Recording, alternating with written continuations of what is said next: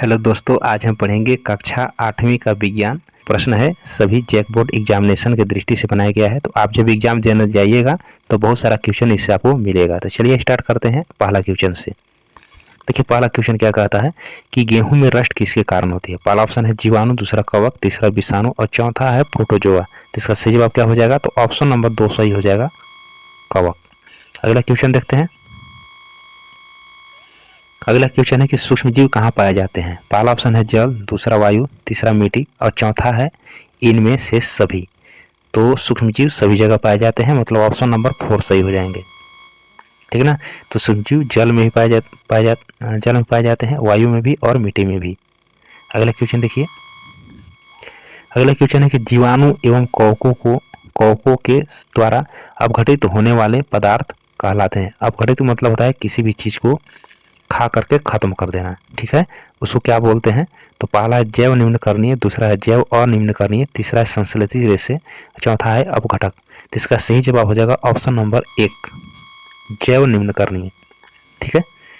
अगला क्वेश्चन देखिए, बहुत आसान क्वेश्चन है, बताइए इसका आंसर। सोडियम को किसमें डुबोकर रखा जाता है। पहला ऑप्शन है जल में, दूसरा मिट्टी तेल में, तीसरा अल्कोहल में, चौथा इनमें से सभी। तो इसका सही जवाब हो जाएगा ऑप्शन नंबर 2, मिट्टी तेल में, ठीक है। मिट्टी तेल में क्यों डुबा कर रखते हैं? क्योंकि अगर मिट्टी तेल से बाहर निकालेंगे तो सोडियम जो है ऑक्सीजन यानी वायु से संपर्क में आ जाएगा। वायु के संपर्क में जब आएगा तो क्या होगा? जलने लगेगा और जल करके वो खत्म हो जाएगा। इसलिए हमेशा उसको मिट्टी के तेल में डुबा कर रखते हैं। अगला देखते हैं क्वेश्चन।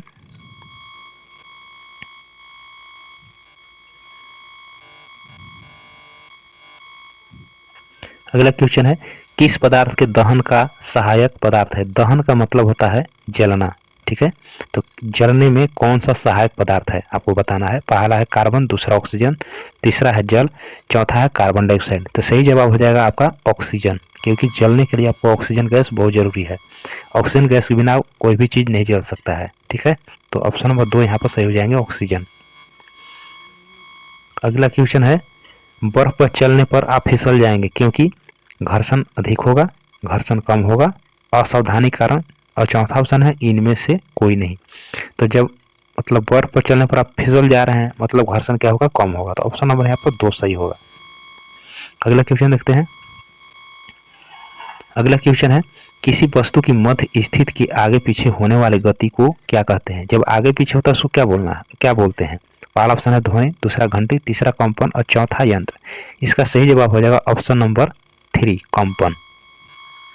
अगला क्वेश्चन देखते हैं। अगला क्वेश्चन है किसी प्रक्रिया के कारण श्वेत प्रकाश 7 रंगों में विभक्त हो जाते हैं, ठीक है। यदि 7 रंग में विभक्त करना है, अलग अलग करना है, तो कौन सा उस प्रक्रिया को क्या बोलते हैं। पहला है विक्षेपण प्रक्रिया, दूसरा परावर्तन, तीसरा अपवर्तन, चौथा है इनमें से सभी। तो इसका सही जवाब हो जाएगा ऑप्शन नंबर 1, विक्षेपण प्रक्रिया। अगला क्वेश्चन देखते हैं। अगला क्वेश्चन है कि समान नेत्र द्वारा पढ़ने के लिए सर्वाधिक सुविधाजनक दूरी लगभग कितनी होती है। पहला है 26 सीएम, दूसरा 27 सीएम, तीसरा 25 सीएम, चौथा है 29 सीएम।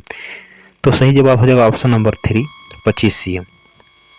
अगला क्वेश्चन देखिए, किसी कारण पृथ्वी के अंदर के पेड़ पौधे कोयले में परिवर्तित हो गए। यानी कोयला कैसे बनता है? जब किसी प्राकृतिक आपदा आता है, जैसे भूकंप आ गया, ठीक है, तो भूकंप आ गया तो क्या होता है कि जितने भी पेड़ पौधे हैं, जंगल हैं, सब जमीन के अंदर चले जाते हैं।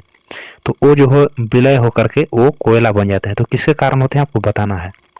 पहला है उच्च दाब, दूसरा ऑप्शन है उच्च ताप, तीसरा है उच्च दाब और उच्च ताप दोनों, चौथा है इनमें से कोई नहीं। तो सही जवाब हो जाएगा ऑप्शन नंबर 3, उच्च दाब और उच्च ताप के कारण जो होते कोयले में परिवर्तन हो जाते हैं, ठीक है। यहाँ पर देखिए क्वेश्चन नंबर 11। क्वेश्चन नंबर 11 क्या कहता है कि कार्बन किसका शुद्ध रूप होता है। पहला पेट्रोल का, दूसरा कार्बन का, तीसरा ईंधन का, चौथा इनमें से कोई नहीं। तो इसका सही जवाब हो जाएगा कार्बन का, दूसरा ऑप्शन सही होगा।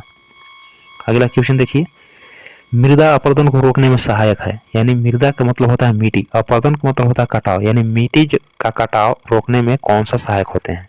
यानी मिट्टी का कटना बंद हो जाएगा किस कारण। पहला ऑप्शन है वन्य जंतु, दूसरा है वृक्ष, तीसरा है कल कारखाने, चौथा है वनोन्मूलन। इसका सही जवाब हो जाएगा ऑप्शन नंबर 2। यदि वृक्ष लगाइएगा तो वृक्ष लगाने पर क्या होता है कि मिट्टी का कटाव बहुत कम होता है, तो मृदा अपरदन में आपका सहायक हो जाएगा। अगला क्वेश्चन देखते हैं। कागज का कितने बार पुनः चक्रण संभव है? पहला ऑप्शन है 5 से 7 बार, दूसरा है 8 से 10 बार, तीसरा है 11 से 13 बार, चौथा ऑप्शन है 2 से 3 बार। तो इसका सही जवाब हो जाएगा ऑप्शन नंबर 1, 5 से 7 बार। अगला क्वेश्चन देखते हैं कि वायु में नाइट्रोजन कितने प्रतिशत है? बहुत आसान क्वेश्चन है। पहला 70%, दूसरा 78%, तीसरा है 80%, चौथा है 21%। इसका सही जवाब हो जाएगा ऑप्शन नंबर 2, 78%। ऑक्सीजन की मात्रा कितना है? तो 21%। ठीक है, अगर ऑक्सीजन पूछेगा तो 21। अगला क्वेश्चन है किसके द्वारा वायुमंडल की ओजोन परत क्षतिग्रस्त हो जाती है? ओजोन परत जो होता है, ओजोन परत क्या है? ये देखिए हमको मध्यमंडल भी बोलते हैं। ठीक है, देखिए सूर्य के प्रकाश में एक प्रकाश निकलता है जिसका नाम है पराबैंगनी किरण। वो क्या होता है, उसको रोकने का काम करती है ओजोन परत। ठीक है, तो ये जो परत है क्षतिग्रस्त होती जाती है, मतलब किसके कारण हो रहा है? ठीक है, वो बताना है। पहला ऑप्शन है CFC क्लोरोफ्लोरोकार्बन होता है, दूसरा है CO कार्बन मोनोऑक्साइड, तीसरा है CNG ये होता है संपीड़ित प्राकृतिक गैस। ठीक है, यानी कंप्रेस्ड नेचुरल गैस होगा। और चौथा है LPG होता है लिक्विफाइड पेट्रोलियम गैस, इसको बोलते हैं LPG ना, लिक्विफाइड पेट्रोलियम गैस। तो आपको बताना है इसमें कौन सही होगा। तो आपका सही जवाब हो जाएगा ऑप्शन नंबर 1 क्लोरोफ्लोरोकार्बन यानी CFC। अगला है जरायुज जंतु कौन से हैं? जरायुज का मतलब बता रहे हैं कि वैसे जंतु जो अपने जैसे बच्चा को जन्म देते हैं। ठीक है, अपने जैसा जो बच्चे को जन्म देते हैं उसको हम जरायुज बोलते हैं। ठीक है, एक होता है अंडपरजक। अंडपरजक का मतलब होता है जो अंडा देने वाली होती है। तो यहाँ पर जरायुज है तो अपने जैसे जो बच्चा देती है उसको हम बोलते हैं जरायुज। आपको बताना है कौन जरायुज है इसमें से। पहला ऑप्शन है गाय, दूसरा कुत्ता, तीसरा बिल्ली और चौथा है इनमें से सभी। तो सही जवाब क्या हो जाएगा? समझ गए होंगे, ऑप्शन नंबर 4 हो जाएगा, क्योंकि सभी इसमें से बच्चा देते हैं अपने जैसे। ठीक है ना, शिशु जन्म देते हैं। चलिए अगला बढ़ते हैं। 17 क्वेश्चन है, कहता है कि रेशम कीट का जीवन चक्र किस प्रकार का होता है? यानी एक जो रेशम का जो कीड़ा होता है किस प्रकार से वो बड़ा होता है? ठीक है, पहला है कोकुन, दूसरा प्यूपा, तीसरा वयस्क और चौथा है इनमें से सभी। तो इसका सही जवाब हो जाएगा इनमें से सभी। ये प्रक्रिया है। ठीक है, ऑप्शन नंबर 4 हो जाएंगे। विद्युत सेल में कितने टर्मिनल होते हैं? ठीक है, पहला है 1, दूसरा 2, तीसरा 4 और चौथा है 3। तो इसका सही जवाब हो जाएगा ऑप्शन नंबर 2। विद्युत सेल में केवल 2 ही टर्मिनल होते हैं। ठीक है, एक होता है ऋणात्मक, दूसरा होता है धनात्मक, इसको हम बोलते हैं प्लस चिन्ह, और एक होता है माइनस चिन्ह, इसको बोलते हैं धनात्मक, इसको बोलते हैं ऋणात्मक। अगला क्वेश्चन देखते हैं, कौन विद्युत धारा के प्रभावित होने पर ही दीप्त होता है? दीप्त के मतलब को इसमें करंट आएगा तभी जलेगा। ठीक है, तो दीप्त होने वाले इसमें बताना है कौन सा दीप्त होता है। तो पहला है LCD, दूसरा है LED, तीसरा है DVD, चौथा है PVC। ठीक है, तो इसका सही जवाब होगा LED, जो हम लोग लाइट लगाते हैं LED। अगला क्वेश्चन है विद्युत धारा कौन सा प्रभाव उत्पन्न करती है? पहला चुंबकीय प्रभाव, दूसरा विद्युत लेपन, तीसरा गुरुत्वाकर्षण, चौथा है घर्षण। इसका सही जवाब हो जाएगा ऑप्शन नंबर 1 चुंबकीय प्रभाव। अगला क्वेश्चन देखिए, निम्न में से सबसे मजबूत रेशा कौन है? ठीक है, आपको बताना सबसे ज्यादा इसमें से रेशा मजबूत कौन होता है। रेयान, दूसरा है नायलॉन, तीसरा है एक्रिलिक और चौथा है इनमें से कोई नहीं। तो सही जवाब हो जाएगा आपको नायलॉन। ठीक है, सबसे मजबूत रेशा होता है नायलॉन, जिसका हम रस्सी उसी बनाते हैं।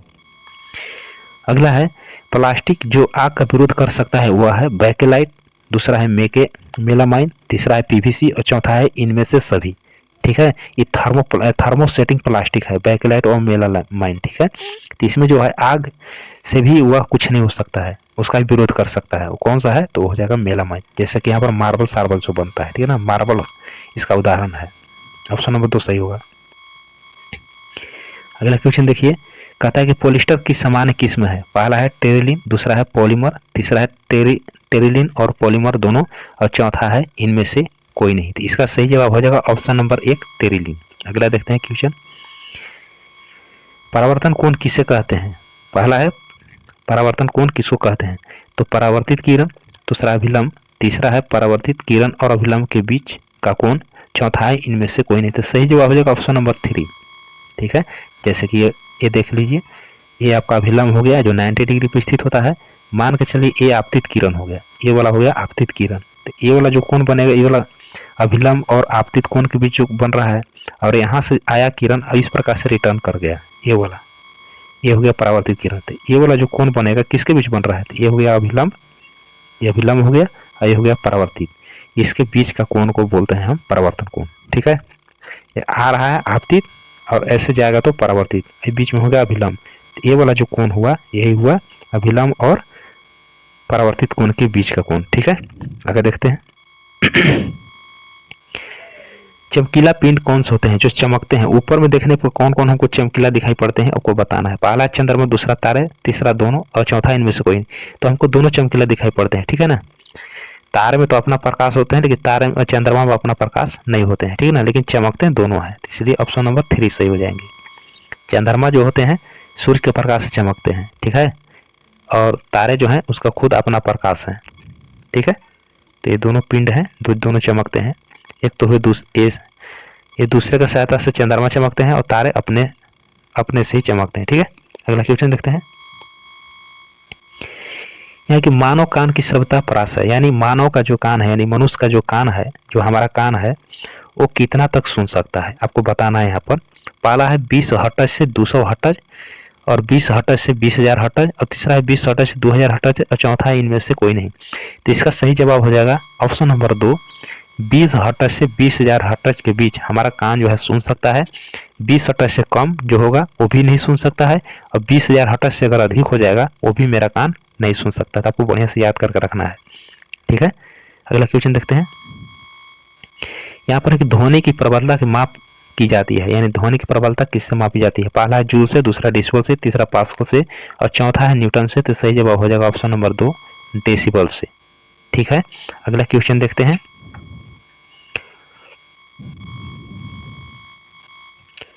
यहाँ पर क्वेश्चन देखिए कि प्राकृतिक आवास का वन्य प्राणी संरक्षण किया जाता है। पहला अभयारण्य में, दूसरा राष्ट्रीय उद्यान में, और तीसरा ऑप्शन है जैव मंडल संरक्षित क्षेत्र में, और चौथा है इनमें से सही। इसका सही जवाब हो जाएगा ऑप्शन नंबर 1, अभयारण्य में।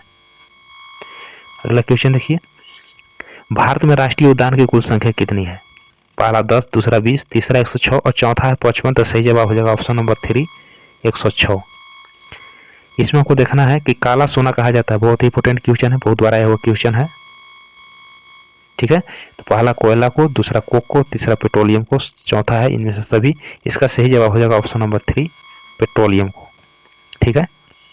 यदि यहाँ पर पेट्रोलियम नहीं ऑप्शन रहता तो ऑप्शन सही होता था कोयला, ठीक है, लेकिन यहाँ पर पेट्रोलियम है तो पेट्रोलियम ही सही होगा।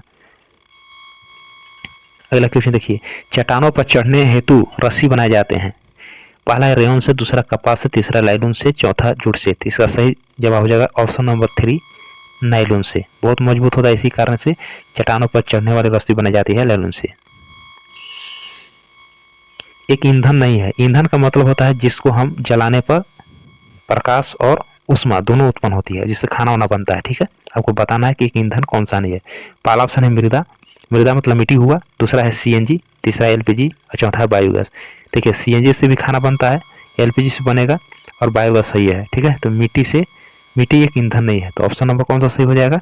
तो ऑप्शन नंबर आपका सही हो जाएगा 1, मृदा ना, मृदा ईंधन नहीं है।